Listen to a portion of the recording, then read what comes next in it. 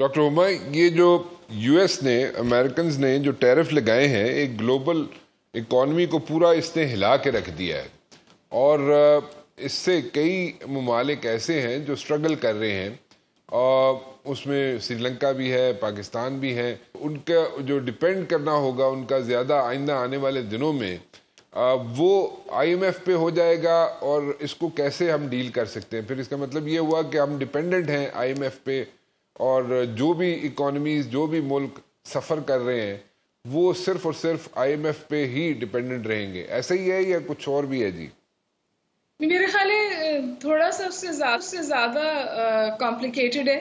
لیکن ایک بات، جب ہم بہت پہلے یہ بات کلیشے سنتے تھے نا کہ اگر امریکن اکانومی کو چھینک آتی ہے تو پوری دنیا کو زکام ہو جاتا ہے، تو یہ بات تو ایک دفعہ پھر کلی طور پہ ثابت ہو گئی. جو ریاکشن اکراس دا بورڈ آیا ہے ان ٹیرفز کا، وہ آپ کے سامنے. فرانس نے تو کہہ دیا ہم ٹریڈ ہی بند کر رہے ہیں. چائنا نے اپنے شرگ اور شولڈرز والی اپروچ رکھی ہے. ساؤتھ ایشیا بہت بری طرح امپیکٹ ہوگا، انڈیا بہت برا امپیکٹ ہوگا. لیکن میں آپ سے گزارش کروں کہ اگر ہم تھوڑا سا ہسٹوریکلی دیکھ لیں نا، تو امریکہ نے یہ تیسری دفعہ کیا ہے جس کو ہم پروٹیکشنزم یا بیگر دائی نیبر کی پالیسی کہتے ہیں. اور دونوں دفعہ بہت شدید نقصان ہوا امریکہ کو خود بھی اور گلوبل اکانومی کو. اور ورلڈ وار 2 کے بعد یہ پہلی دفعہ اس طرح کا سمجھے بھونچال آیا ہے معیشت میں. اور اس کا امپیکٹ مجھ پر اور آپ پر تو ہوگا ہی، غریب کنٹریز پہ زیادہ ہوگا. پاکستان پہ بائی دا وے مکسڈ ہوگا، ہم اس پہ تھوڑی سی بعد میں بات کر لیں گے.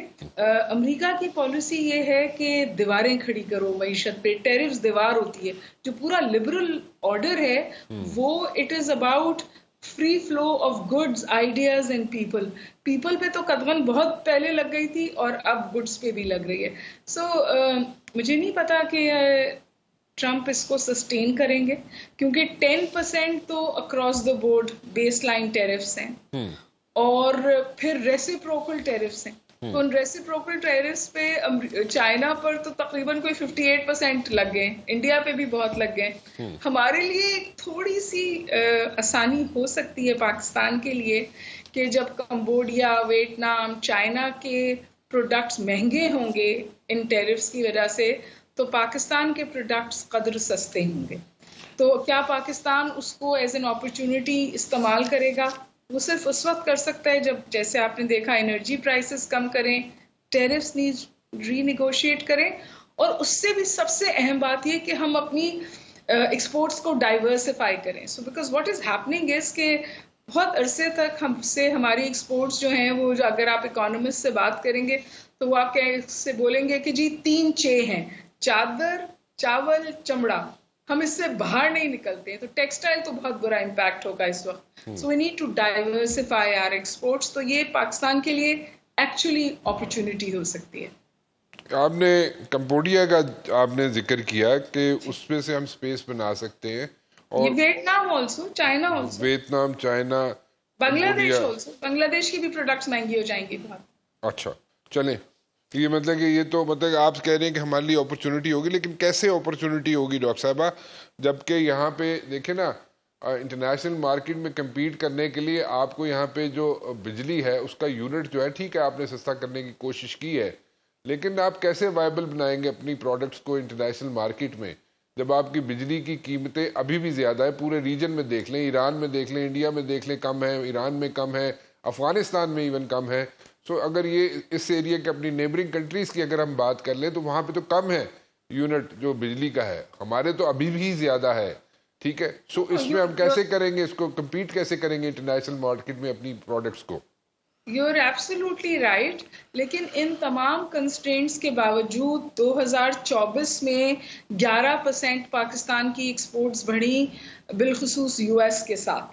تو اب تو ہم یہ کوشش، یہ اسٹیٹسٹکس بیورو آف اسٹیٹسٹکس نے دیا ہے، تو 2024 میں جب یہ سب کچھ ہم نے کچھ کرنے کی کوشش نہیں کی تھی، کوئی فٹ ورک نہیں کیا تھا، تو ایکسپورٹس ہماری 11% بڑھی ہیں. اس وقت اگر ہم اپنی پرائسز بالخصوص انرجی کی ریشنلائز کرتے ہیں اور ٹیرفس ری نیگوشیٹ کرتے ہیں اور ساتھ ساتھ ڈائیورسفائی کرتے ہیں، کیونکہ ٹیکسٹائل تو ہٹ ہوگا. ٹیکسٹائل کے علاوہ اگر ہم فار ایگزامپل ارتھ منرلز ہیں اس وقت، مطلب چھوٹی چھوٹی چیزیں ہیں جن پہ فوکس نہیں ہے، اسٹونز، پریشیس اسٹونز ہیں، بہت، I am not an expert but بہت ساری چیزیں ہیں جہاں ایکسپورٹ ڈائیورسفیکیشن ہو سکتی ہے. تو جتنے بھی ایکسپرٹس ہیں وہ یہ کہہ رہے ہیں کہ پاکستان کے لیے ایکچولی اپرچونٹی ہے، but very fast economic fit work. جو یہ انرجی پرائسز آئی ہیں، یہ ایک اچھا قدم ہے میرے خیال میں. اور ابھی بات ہو رہی ہے کہ اس کو 6 روپیہ اور کم کر دیں گے، اور اب ظاہر ہے کہ ساری پولیٹیکل پارٹیز اس کا کریڈٹ لینے کی کوشش کر رہی ہیں، but at the end of the day Pakistan کی جو پروڈکٹیوٹی لو ہو گئی تھی اور ایکسپورٹس امپیکٹ ہو رہی تھی، وہ اس ریشنلائزیشن سے بہتر ہوں گی. ہمارے پاس منرلز بھی ہیں، سٹونز بھی ہیں، بٹ دین اگین اس کا والیوم اتنا زیادہ ہوگا جتنا اگر ہم ٹیکسٹائل کے ساتھ اس کا کمپیریزن کریں تو اتنا زیادہ اس کا والیوم بن سکتا ہے.